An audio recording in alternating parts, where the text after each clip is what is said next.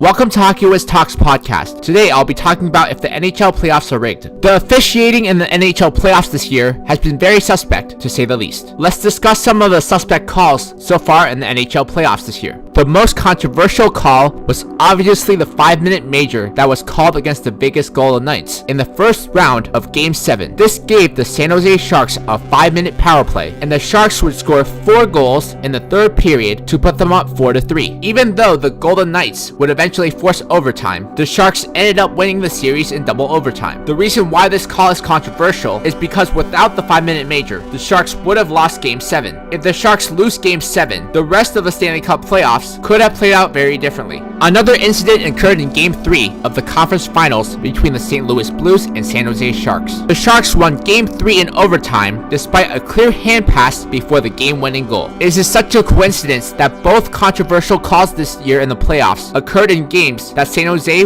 was involved in. The Boston Bruins were already awaiting the winner of the St. Louis-San Jose series, and even though the St. Louis Blues ended up winning the series, the NHL most definitely would have wanted a matchup between the Sharks and Bruins. It has a better storyline with Joe Thornton on pursuit of a Stanley Cup going up against the team that drafted him. This would have a storybook ending to a Hall of Fame career of Joe Thornton, and the NHL did everything in their power to try to make that happen. Let's take a look at some other controversial calls from past Stanley Cup playoffs. The most obvious blown call was in Game 6 of the 1999 Stanley Cup Finals between the Dallas Stars and Buffalo Sabres. Brett Hull scored the game-winning goal in double overtime with his skate clearly still in the crease. At the time, the NHL had a rule that the player could not be in the crease while scoring a goal. This blown call determined the outcome of the 1999 Stanley Cup. In the 2004 Stanley Cup Finals between the Tampa Bay Lightning and Calgary Flames, the Flames believed they scored the go-ahead goal